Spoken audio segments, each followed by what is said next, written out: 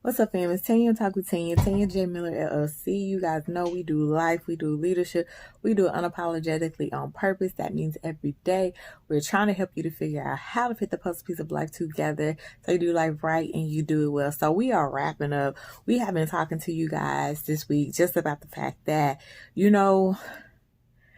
sometimes the hardest thing about change is realizing that you need to change. I'm just being honest. Like, some of the hardest lessons learned in one are the ones that you didn't even know you needed. You know what I'm saying?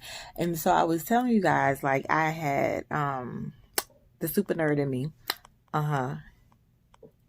The nerd in me was watching the series The High Men in the High Castle, and yes, it was sci-fi. Yes, it was a lot of different things. But if you can catch a meaning in a message, okay? Literally, when I was watching it, I was like, especially this last season, it just kept reminding me over and over again that the similarities of life and how, people find it so difficult to change. It can be blatant in their face, like just straight wrong what they doing, how they doing life, but they cannot recognize the fact that the way they doing it is not helping, that the way they doing is hindering, that the way they doing is not making things better but actually worse. It's actually so worse sometimes that you dying slowly. The song back in the day, Killing Me Softly. Sometimes it's that bad. Like, it's not an exaggeration. It really is that bad. And I gotta come for y'all. I do.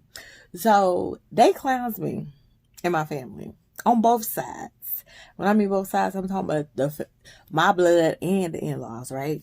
Because I don't cook like that. And I say that I don't have no problem telling you, I don't cook like that. I didn't have I don't even think I had a desire to learn, but I did learn. Now your girl can bake. Your girl can bake. But I don't cook like that. And that's one of the things I would tell people, like, especially, when we were out of state and the holidays would come, and they're like, "Oh, you finna do the full things?" I said, "No. It's two of us." And I don't cook like that.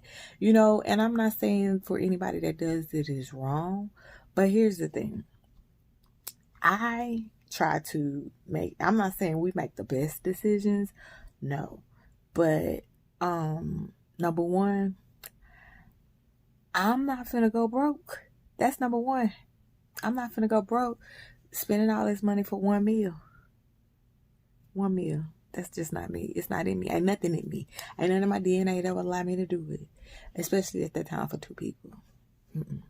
Second, it's not in our lifestyle to eat like that. Like, it's two people. I don't care when we was big or now smaller. We were never going to eat that much food of how much literally a whole turkey can make. How much literally dressing and like, for real. You can't. It's very rare to make it hard to make a little thing of dressing or a little pot of greens. And I mean, dang, you be tired of the leftovers after a couple of days. You know what I'm saying? So it did not match our lifestyle. And so, number three, especially when we started really taking our health as wealth, it didn't match. It didn't match our plans. It didn't match where we were going. So it would have it would have been detrimental financially, physically, emotionally, and healthy. You know what I'm saying? To do that.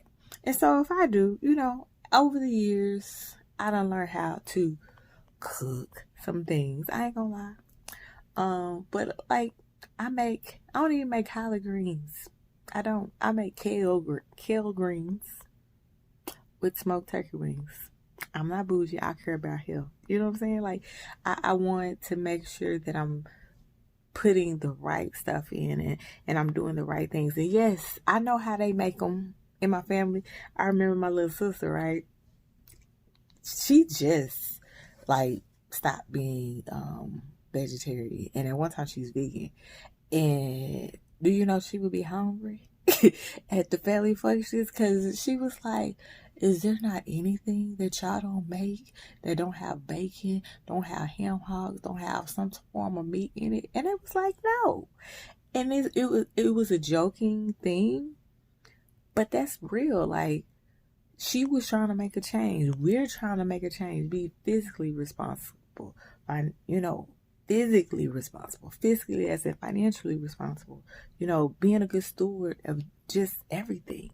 And so it didn't make sense. And so sometimes you got to look at life, right? I'm telling you about what y'all fixing for Christmas, then I'm just being honest. But it's still the same. Like, you have to look at life and figure out, does it make sense for where you're trying to go, the goals that you have, the vision you set forth for your family, the plans and promises that He's said about you, right? Like, you have to see if that makes sense and if it works, because if it doesn't, you don't need to continue to keep doing life the way that you've seen it, you heard it, you've known of it, when it's not what you should be doing. You might need to change things up. You might need to go and, as much as it may offend, as much as you might get them eyes like, ugh. Do you, boo? Do you? If it's about making sure that you hear, if it's about making sure that you're doing life unapologetically, if it's about making sure that you are doing and being all that God has and said, do you, boo? Do you? Peace, y'all.